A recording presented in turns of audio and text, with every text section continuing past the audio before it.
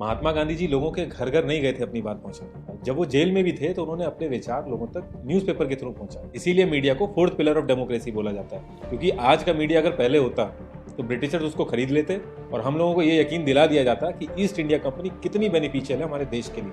There are 20 coronavirus hotspots in India, but only one seems to be dominating the news cycle. Do not use the word ignorance. It's not ignorance. It's willful. It's deliberate. It's well planned. It's a damn conspiracy. इतना जहर इन लोगों में कहां से भरा है?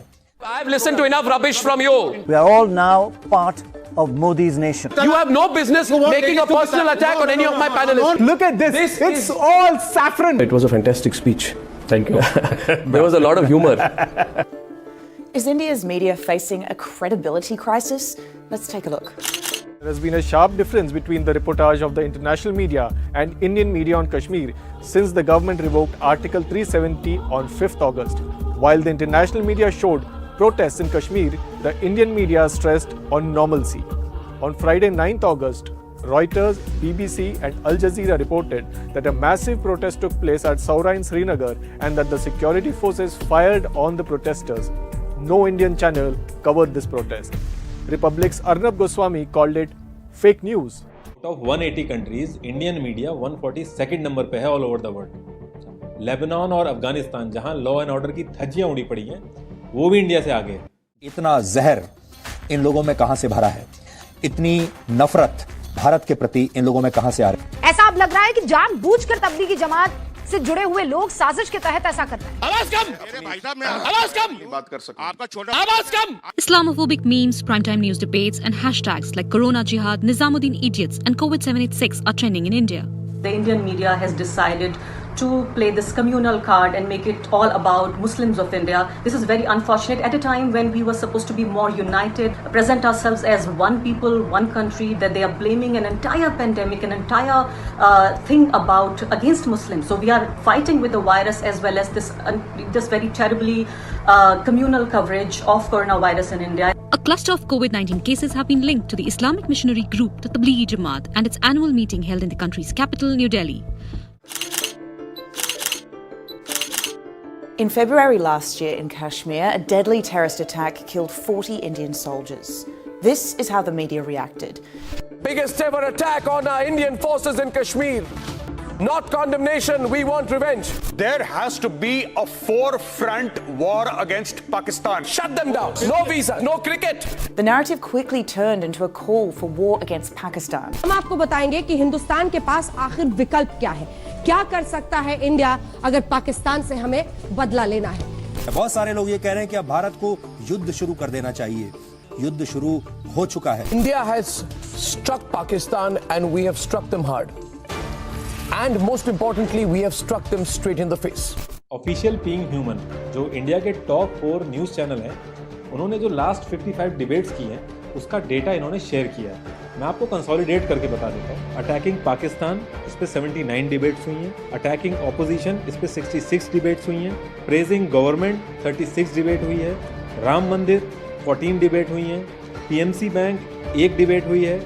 Unemployment 0, national security 0, farmers 0, economy 0।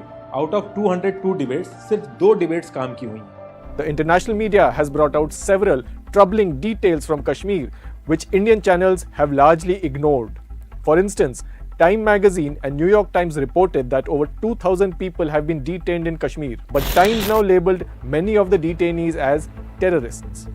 UK-based newspaper The Independent reported that authorities are refusing to give death certificates for those killed in clashes with security forces.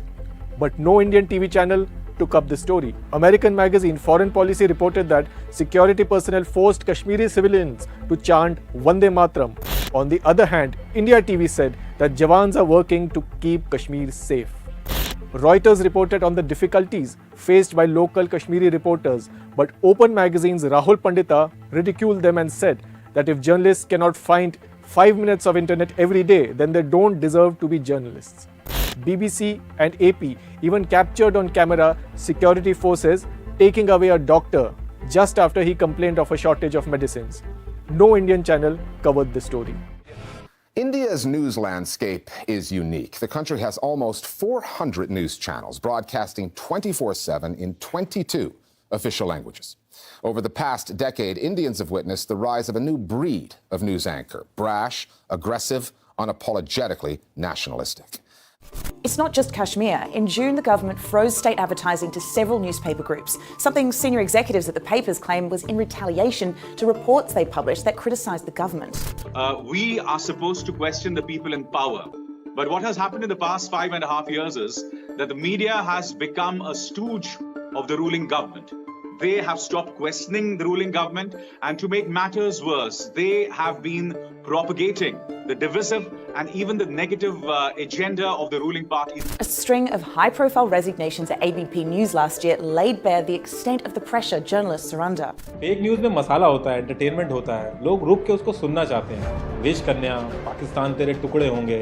अभी recently हमारे इंडिया टीवी ने बताया कि हिमेश रेशमिया को एलियन उठा के ले जाएगा। बाहर की कंट्रीज में सोशल मीडिया पे झूठ बोला जाता है और मेन स्ट्रीम मीडिया उसको क्लियर करती है, और हमारे यहाँ मेन स्ट्रीम मीडिया झूठ बोलती है और लोग आके सोशल मीडिया पे उसको क्लियर करते हैं। पहले अखबार छप के बिकते थे और आजकल बिकने के बाद छप रहे हैं। क्या एक षड्यंत्र है, दिल्ली को इटली बनाने की षड्यंत्र है, साजिश है क्या ये? A large section of Indian media is blatantly using communal language and blaming coronavirus crisis in India, particularly on the Muslim community, and calling it even Corona Jihad, which is absolutely not only unnecessarily but counterproductive. Hashtag Corona Jihad has appeared nearly 300,000 times and potentially been seen by 165 million people since March 28. The continuous anti-Muslim rhetoric has led to a surge in the ostracization of Muslims. We saw in Himachal Pradesh, there was a man who attended the congregation, Tablighi Jamaat congregation. He came back from there. He was sent to quarantine for 2 weeks. He came back with a negative report. But at the same time, the way villagers, they taunted him, they ostracized him in a way. He was a milk seller, that he ended his life. In Rajasthan, we saw a man with pregnant wife who was denied treatment by doctors, and on the way to another hospital, his wife delivered the child and lost their child. In many parts of India, fight against coronavirus is more like a fight against Indian Muslims. The ruling party, the government, particularly the supporters of the Narendra Modi, they have been directly blaming the Muslim community. And is the government seeking to once more scapegoat a minority for their own failings? So everybody can just rest and relax, because these are the villains, these are the people who have been blamed for an entire pandemic. So the kind of questions which millions of people need answers for are going unanswered because the media has decided to make it all about communal coverage. 2018, when ABP called out Modi for a claim he made that farmers were doubling their income as a result of his policies. और पहले की तुलना में आय कितनी बढ़ गई आपकी? अभी 2 गुनी हो गई है सर। अच्छा, और जो महिलाएं आपके साथ काम कर रही हैं, उनकी आय भी बढ़ गई होगी? जी sir. They sent a reporter to interview the farmer who denied it. ऐसी आय नहीं बढ़ी? No sir. मुनाफा नहीं हुआ। After leaving, Bajpai wrote an expose detailing the extent of censorship. From being told not to take Narendra Modi's name on my show or show his image on any program critical of the government, to a sinister blacking out of my show Masterstroke, what happened was nothing short of censorship. He goes on to say, the message, sharp and clear, to every news channel was this: go against us and your business will suffer. Threats and violence is becoming a new normal for journalists in India. Around 50 have lost their lives within the last 12 years. The country has slipped in the World Press Freedom Index to 140 out of the 180 countries listed. That's behind Afghanistan and South Sudan. Rigorous journalism is still taking place, mostly through online outlets. I am, in a way, doing 5 shows for 2 digital platforms, because digital platforms, the kind that I work for, one is called NewsClick and the second one is called HW News, and even other digital platforms, whether it's The Wire, whether it's The Quint, they are the ones who are doing actual journalism. As I said, mainstream news channels, whether newspapers or TV news channels, are under a lot of pressure from the ruling government. But a lack of viable funding models means the future of these portals hang in the balance. And with a deficit of critical voices to hold the powers that be accountable, there's plenty at stake. Will a lack of media freedom lead to the death of democracy in India? Cobra post ने 36 news channels के ऊपर sting operation किया और उन्हें पैसे offer किए और भड़काऊ न्यूज़ चलाने के लिए ऑफर किया। ये सारे न्यूज़ चैनल एग्री हो गए और ये सारी जो स्टिंग ऑपरेशन की वीडियो हैं ये यूट्यूब पे अवेलेबल है, जाके देख सकते हैं। पता है ना आप सबको? नहीं पता है, कहाँ पता है? निर्भय